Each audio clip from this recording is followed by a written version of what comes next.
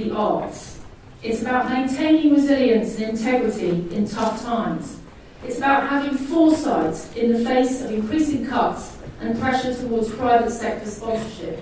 What country, friends, is this?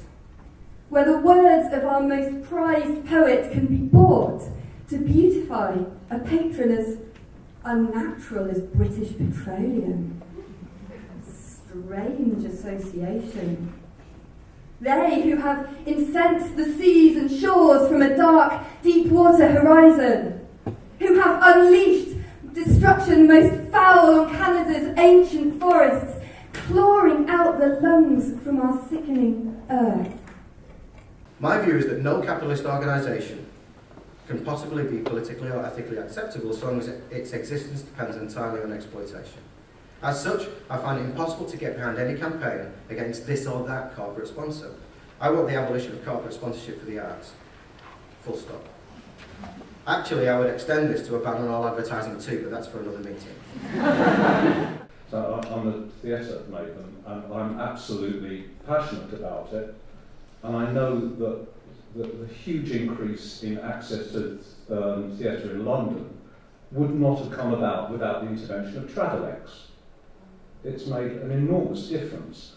You dig deep in Travelex and, maybe there are things going on there that are not so great.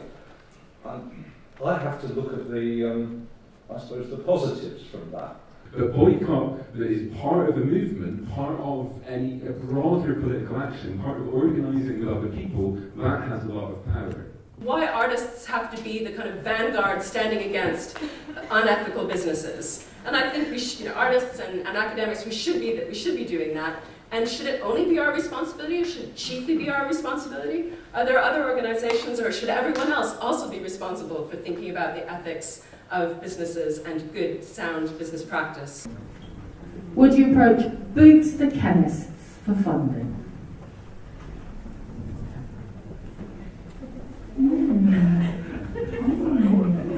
Okay.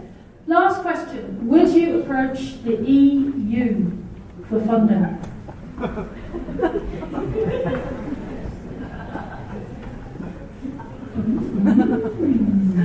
Okay. All right. So, this is in the workshops that we've devised. This is a kind of warm up because it kind of gets you into the zone of thinking, what is gut? A lot of this is gut reaction, isn't it? Actually, and I'd like to brave people. Round of applause for brave people.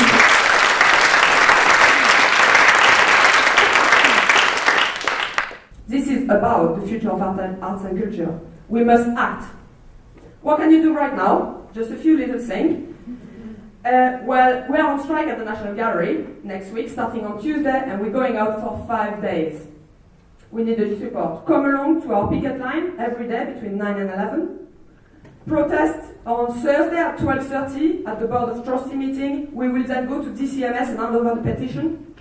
Sign the petition and share it with your friend. We've got a week to go, so we'd like to bring it to 50,000 people. 2015 is a big year because we think that this is probably the decision-making year for a lot of institutions on this issue. The ones that have sponsorship from BP are Tate, British Museum, the Royal Opera House and the National Portrait Gallery, and that contract is almost up. So now is really the time to give it a good kick. It's important that we get oil out of our galleries right now because as the pressure of climate change mounts, we need these spaces of creativity and reflection to be ones where we can think about the position of oil in our cultures, and we can't do that when oil sponsors are right there in the gallery with us. So could it be that the arts are too powerful? Or could it be that our governments think they're totally irrelevant? They don't win votes, they might even lose them. Either way, we've a lot to do. We cannot and must not assume that the only way forward is more philanthropic giving and sponsorship.